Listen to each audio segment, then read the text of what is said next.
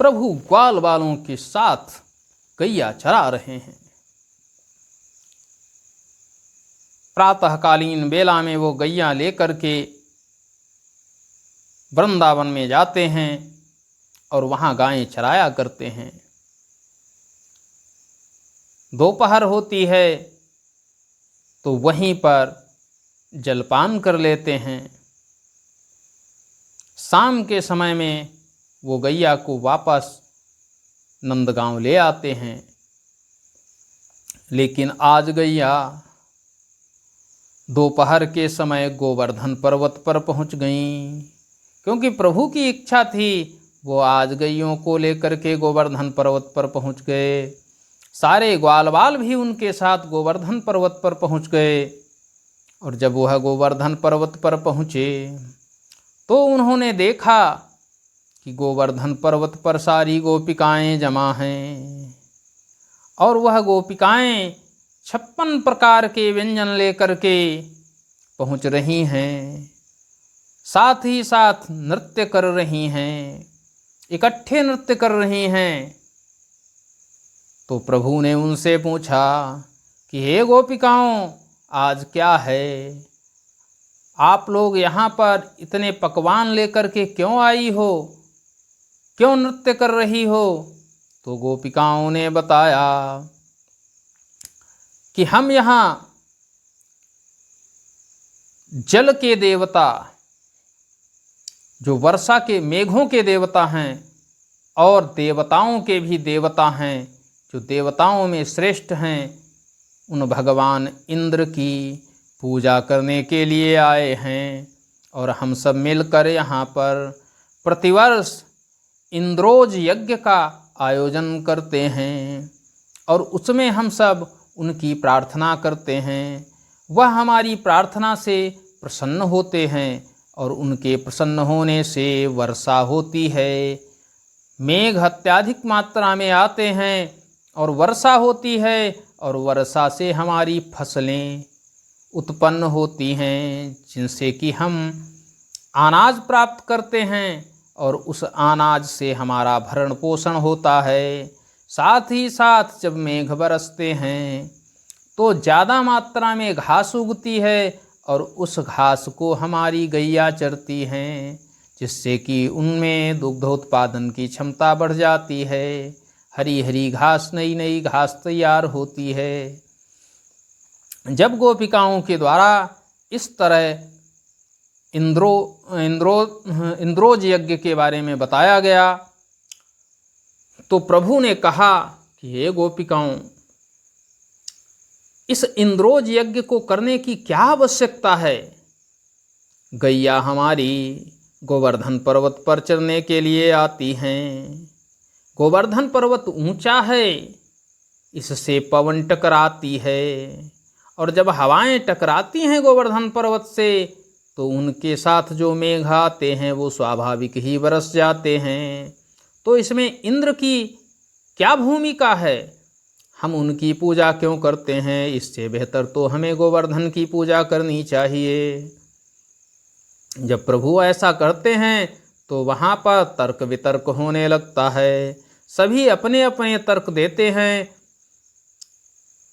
जबकि सारे लोग इंद्र के पक्ष में ही तर्क देते हैं। प्रभु अकेले इंद्र के पक्ष में दिए गए तर्कों का खंडन करते हैं। और यह प्रक्रिया कुछ समय ही नहीं बल्कि कुछ घंटों तक चलती रहती है। अंत में प्रभु के द्वारा दिए गए तर्कों से सारी गोपिकाएं और ग्वाल बाल प्रभावित हो जाते हैं और प्रभावित होने के बाद जो इंद्रोज यज्ञ था उस यज्ञ को स्थगित कर देते हैं और गोवर्धन की पूजा की तैयारी करने लगते हैं।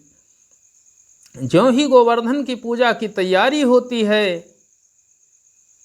त्यों ही समस्त नगर में एक उत्सव का माहौल बन जाता है और सारे लोग गोवर्धन पर्वत की पूजा करने के लिए आने लगते हैं। इंद्रोज यज्ञ को देखने के लिए नारद जी भी आए हुए थे। जब नारद जी ने देखा, देखिए नारद जी के विषय में ये मत कहिए कि वो क्या कर सकते हैं क्या नहीं कर सकते हैं। नारद जी को पता था कि कन्हैया स्वयं श्री हरि हैं, नारायण के अवतार हैं, 16 कलाओं से परिपूर्ण श्री हरि ने अवतार लिया है। ये नारद जी को पता था। वो ब्रह्मर्षि थे, वो त्रिलोक्य में कहीं भी विचरण करने में सक्षम थे, सब कुछ जानते थे, लेकिन फिर भी वो प्रभु की आज्ञा का भी पालन करना चाहते थे। उन्होंने जाकर के इंद्र को बताया कि हे इंद्र, एक बालक जो कि नंदगांव में है, उसने आपके इंद्रोज यज्ञ को समाप्त करके उसके स्थान पर गोवर्धन पूजा करवानी आरंभ कर दी है। जो ही इंद्र ने ये सुना तो इंद्र अत्यंत सशंकित हो गए कि ऐसा कैसे हो सकता है। मैं देवों का मुखिया हूँ, मैं देवराज हूँ, और मेरी पूजा कोई कैसे बाधित कर सकता है। मेरे द्वारा भेजे गए मेघों के द्वारा वर्षा होती है, जिससे ये मानव भोजन प्राप्त करता है, और वह मेरी ही पूजा को कैसे बंद कर सकता है। ऐसा सोच ही रहे थे कि नारद जी कहाँ मानने वाले थे। उन्होंने तुरंत ही इंद्र को बताया कि इंद्र, आज तो उसने आपके इंद्रोज यज्ञ को ही मना किया है। कल ऐसा न हो कि वह आपका इंद्रासन भी छीनने की मुहिम छेड़ दे, और वह कल को आपका इंद्रासन छीन ले, आपको पैदल कर दे। ज्यों ही ये बात सुनी इंद्र ने नारद जी के मुख से, तो उनका माथा सनक गया। अहंकारी तो हो ही चुके थे इंद्र, क्योंकि वह समझते थे कि मैं तो समस्त देवताओं का राजा हूँ, मैं जो चाहूँ वो कर सकता हूँ। लेकिन उन्हें नहीं पता था कि इस जगत जननी माँ पृथ्वी के ऊपर नारायण ने अवतार ले लिया है। वह क्रोध से आग बबूला हो गए, और उन्होंने तुरंत ही मेघों को आदेश दिया कि जाइए और ब्रजभूमि में ऐसी बारिश कीजिए जिस बारिश को देखकर वहाँ प्रलय आ जाए, लोग इतना भयभीत हो जाएं। लेकिन उनके भयभीत से डर हटना मत। जब तक कि ब्रजभूमि में प्रलय ना आ जाए तब तक मूसलाधार बारिश होनी चाहिए। मित्रों, ज्यों ही इंद्रदेव का ये आदेश सुना मेघों ने, मेघ गड़गड़ाते हुए, कोई ऋतु भी नहीं थी कि उस ऋतु में मेघ आ रहे हों, बिना ऋतु के मेघ आते हैं और पूर्ण गड़गड़ाहट के साथ बारिश करने लगते हैं। और वह भी ऐसी बारिश जो लगातार बारिश चल रही थी, और त्राहिमाम मचने लगता है ब्रजभूमि में। सारे ग्वाल बाल गैया सभी एकत्रित होने लगती हैं, क्योंकि आज लगातार बारिश होने से उन्हें ठंड भी लग रही थी। बालक वृद्ध सभी परेशान दिख रहे थे और वो त्राहिमाम कर रहे थे। जब इस तरह की स्थिति उत्पन्न हो गई ब्रजभूमि में और बारिश बंद होने का नाम नहीं ले रही थी, बड़ी बड़ी बूंदों के साथ बारिश हो रही थी। आपने सुना होगा कि बादल का फटना, एकदम एक ही जगह पर ढेर सारा पानी इकट्ठा हो जाना, सेम उसी तरह से आज बारिश हो रही थी और बारिश रुकने का नाम नहीं ले रही थी। तो सारे लोग दौड़ते हुए नंद बाबा के पास पहुँचे और उनसे आग्रह किया कि हे नंद बाबा, हम लोग कैसे जिएं, कहाँ रहें, चारों तरफ बारिश हो रही है और लगातार बारिश हो रही है। गैया वह भी बेहाल हैं, हमारे बच्चे बेहाल हैं, हमारे वृद्ध बेहाल हैं, कैसे क्या निराकरण किया जाए, चारों तरफ जल ही जल दिखाई दे रहा है। नंद बाबा भी बड़े परेशान हो गए। अब उनके पास कोई इसका समाधान नहीं था। तभी कन्हैया पीछे से आते हैं और कहते हैं कि सारे लोग सारी गैयों के साथ, सारे ग्वाल बाल गोपिकाओं के साथ गोवर्धन पर्वत की तलहटी में चलिए। जब कन्हैया के द्वारा ऐसा कहा जाता है तो सारे ब्रजवासी गोवर्धन पर्वत की तलहटी में आ जाते हैं। और जब वह गोवर्धन पर्वत की तलहटी में आते हैं तो वहाँ आकर के कन्हैया ने उस पर्वत को ऊपर उठा दिया, और वह भी हाथ लगा कर नहीं, अपनी कनिष्ठा उंगली जानते हैं किसे कहते हैं? ये सबसे छोटी उंगली जो होती है इसको कनिष्ठा उंगली कहते हैं। और वह कनिष्ठा उंगली पर उन्होंने उस गोवर्धन पर्वत को उठा दिया, और सारे ग्वाल बाल, सारी गोपियाँ, सारी गौएं उसी के नीचे आ गईं। अब सारे ग्वाल बाल देख रहे थे कि कन्हैया अकेले उठाए हैं। जब भी कोई बड़ा ताकतवर व्यक्ति किसी चीज़ को उठा रहा होता है तो और दूसरों के हित में होता है तो अन्य लोग भी उसकी मदद करने लगते हैं। सारे ग्वाल बाल भी गोवर्धन पर्वत में अपनी जो लाठी जिसके पास थी, जो जैसे भी जो कुछ भी लगा करके गोवर्धन पर्वत को उठाने में प्रभु श्री कृष्ण की मदद कर रहा था। लेकिन उन्हें ये पता नहीं था कि प्रभु तो उंगली पर ही इसको उठा करके यह भी एक लीला ही कर रहे हैं। अरे उनके लिए गोवर्धन पर्वत क्या बात है, ब्रह्मांड को ही वह क्षण मात्र में उठा सकते हैं, उनके लिए ये कोई बड़ी बात नहीं थी। लेकिन फिर भी सब उनके साथ ही पर्वत को उठाने में उनकी मदद कर रहे हैं। दूसरी ओर इंद्र के द्वारा जब ये देखा गया कि गोवर्धन पर्वत को ही ऊपर उठा दिया गया है और उसी के नीचे सारे ग्वाल बाल और गौएं सभी एकत्रित हो चुकी हैं जहाँ पानी नहीं पहुँच रहा है, तो इंद्र और नाराज हो गए। उन्होंने सभी मेघों को आदेश दिया कि सब लोग जाइए और इतनी प्रबल वृष्टि करिए कि वो गोवर्धन पर्वत भी उनको बचा न सके। जब ऐसी स्थिति उत्पन्न हुई तो बारिश घनघोर होती चली जा रही थी। एक दिन बारिश हुई, 2 दिन बारिश हुई, 3 दिन बारिश हुई, 4 दिन बारिश हुई। मित्रों, लगातार 7 दिन तक बारिश होती रही, और वह भी ऐसी बारिश नहीं कि बारिश हल्की बूंदों से हो रही हो। लगातार बारिश बड़ी बड़ी बूंदों के साथ हो रही थी। कहीं कहीं तो बादल फट रहे थे, कहीं बिजली कड़क रही थी, कहीं बिजली गिर भी रही थी। लेकिन मेघों को भी ये पता नहीं था कि उनका आज पंगा किससे हुआ है। अरे आप उससे पंगा लेंगे जो संपूर्ण जगत का उद्धार करने वाला है, जो संपूर्ण जगत का पालन करने वाला है, जिसके द्वारा ही संपूर्ण जगत को पालन पोषित किया जा रहा है।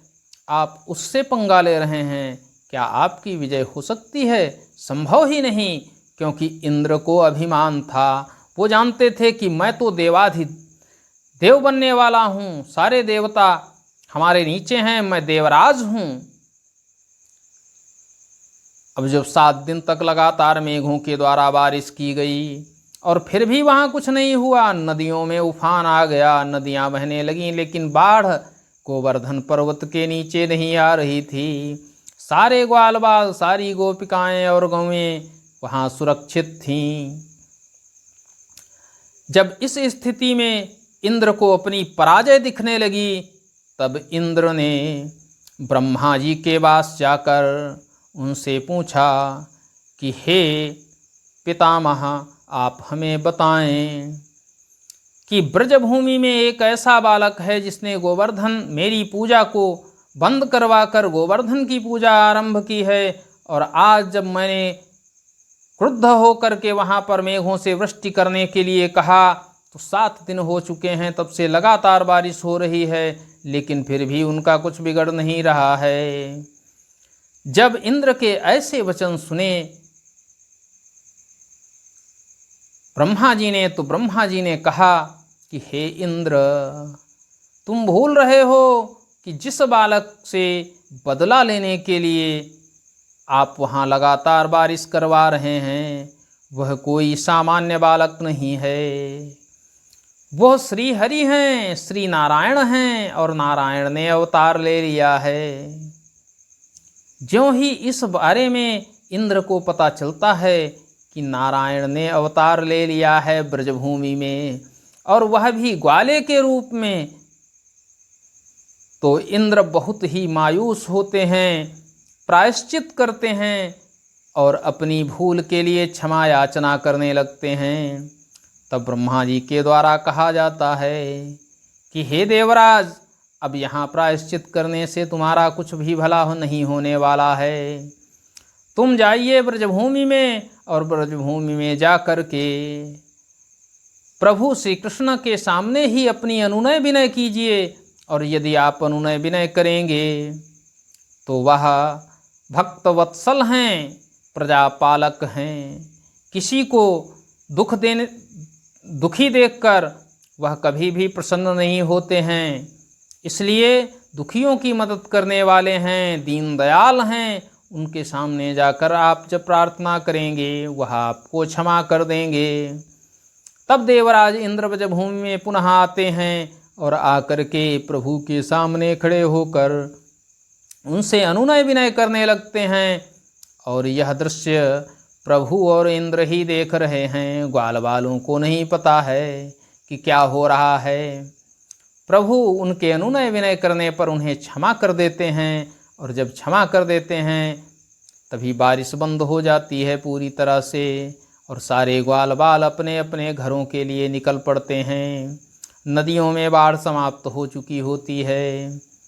प्रभु गोवर्धन पर्वत को उसी स्थान पर रख देते हैं, और जब गोवर्धन पर्वत को उसी स्थान पर रखकर प्रभु बाहर निकलते हैं तो कहते हैं कि आज से गोवर्धन की पूजा होगी, और गोवर्धन पर्वत के द्वारा ही समस्त ब्रजभूमि को खाद्यान्न प्रदान किए जाते हैं, उसी के द्वारा बारिश होती है। मित्रों, उसी दिन से संपूर्ण ब्रजभूमि में गोवर्धन पूजा होने लगती है।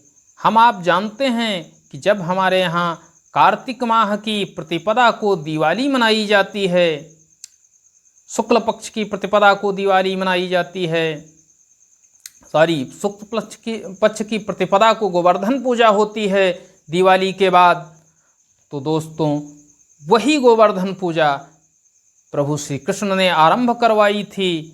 आज भी हम सब उनकी पूजा करते हैं। अपने घरों में गोबर से गोवर्धन का निर्माण करते हैं और वहाँ पर अनाज की पूजा होती है। मित्रों, इस पूजा के बारे में प्रभु ने सबको अवगत कराया, और तब से लेकर आज तक लगातार ये पूजा चल रही है। मित्रों, यह दृष्टांत था गोवर्धन पूजा का। आज इंद्र को भी पता चल चुका था कि जगत नियंता ने अवतार ले लिया है। मित्रों, अगले वीडियो में हम अगली लीला के बारे में वर्णन करेंगे। आज के लिए बस इतना ही। अब चाहते हैं आपसे इजाज़त। अगली वीडियो में हम आपके पास फिर आएंगे एक नई लीला के साथ। तब तक के लिए आप हमें इजाज़त दें। वीडियो को यदि पसंद आया हो तो लाइक करें, कमेंट करें, शेयर करें और साथ ही साथ चैनल को सब्सक्राइब करें, क्योंकि आपके लाइक, शेयर और कमेंट करने से मेरा मनोबल दृढ़ होता है और मुझे और अच्छा करने की एक प्रेरणा मिलती है। आपके द्वारा हमारी कमियों को भी हमें बताया जाता है, जिसका हम अगले वीडियो में सुधार करने का प्रयत्न करते हैं। तो दोस्तों, आज के लिए बस इतना ही। मिलते हैं नेक्स्ट डे एक नई वीडियो के साथ। तब तक के लिए जय हिंद, जय भारत, नमस्कार।